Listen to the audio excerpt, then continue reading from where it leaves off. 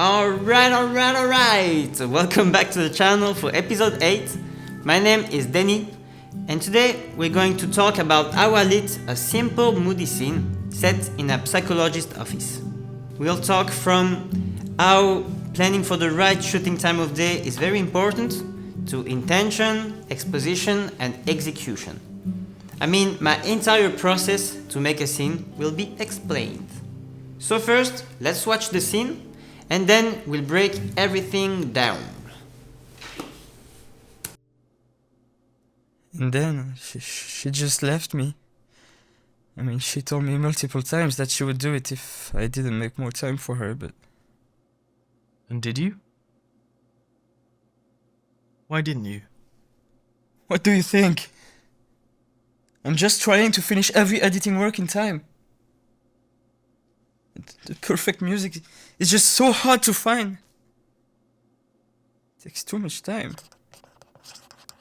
I guess it took all my time in the end. Audio is a music licensing platform with a lot of great music and sound effects. Did you know you can paste a link of a song that you like and the match finder finds music that matches it? But there's more. There's Hunts. Hunts is an AI tool which finds the music you need.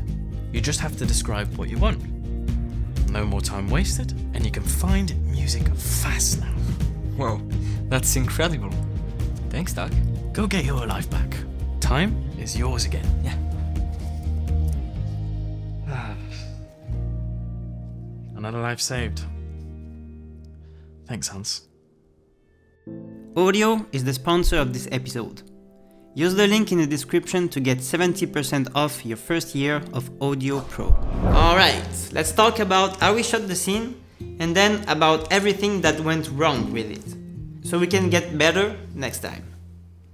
First, what I wanted for the mood was soft light, something that would feel almost like evening, without too much of saturation, as our main guy here is depressed.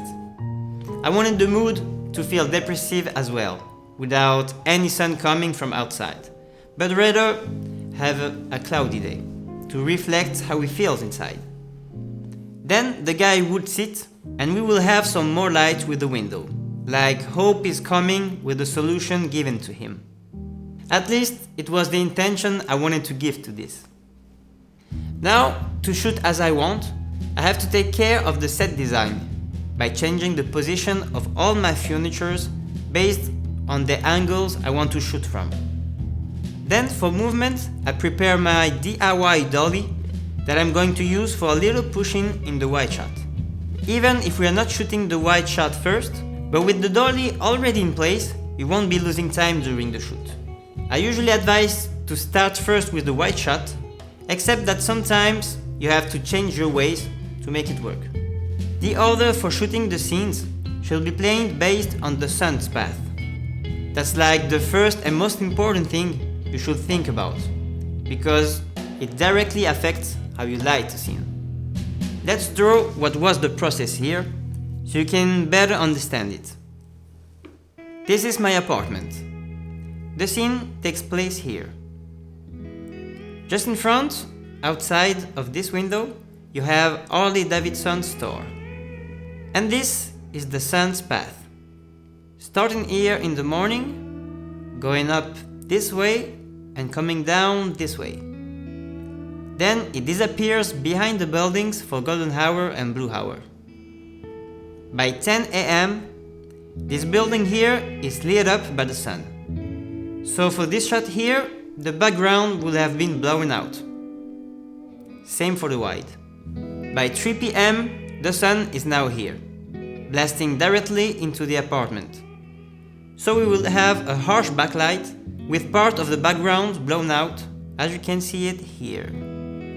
Also, it will mean that the harsh sunlight would be directly on his face, and it didn't fit the mood that I wanted from it, which was moody and lit with a soft end of daylight. Then, when the sun is behind the building, you have 1.5 hours before it gets dark. We will use this time for this close-up and the wide shot. Before that time, we can shoot this one. and this one as well, as we don't see the windows. Which means we can close the blinds as we want to control the sunlight. We start with the psychiatrist setup, and then we go with this one. So when the sun is ready, we don't have much to change when coming to this setup. And we'll finish with a wide shot. I hope this was clear, because it's one of the most important things to do, so it's important to understand it. Let me say that the way I usually prefer to light is from the outside. But since we are on the second floor and we don't have budget to do it, we light from the inside. So, first we set up a very pole. We use this pretty useful Matellini clamp to mount this new light I just received from SUNCRAFTER. I'll talk about it in the next episode. By mounting it there, it won't be visible in the wide shot, to create this specular highlight on his face. Actually, for the first shot, we couldn't get the angle we wanted, so we took this light down to boom it there. But for the rest, we took it back up. For the key light, we are making a soft book light. We take our Xeon 500B, which we bounce on this poly, which we mount with a DIY duckbill clamp. We tape a diffusion sheet over the poly to create a book light. So the light will bounce on the poly and be diffused by the sheet. Then, to create contrast on his face, we use a black floppy here. For the camera placement, of course, we want to be on the shadow side.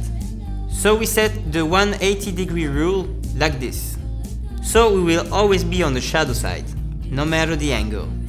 For exposure, I already know how I want to shoot. You should always have in mind your camera exposure setting to achieve the effects that you want. For example, I know I want to shoot at f2 because I want a shallow depth of field and I don't want too much sharpness. I want my ISO to be the lowest so I can have more of my dynamic range in the darker part of my image.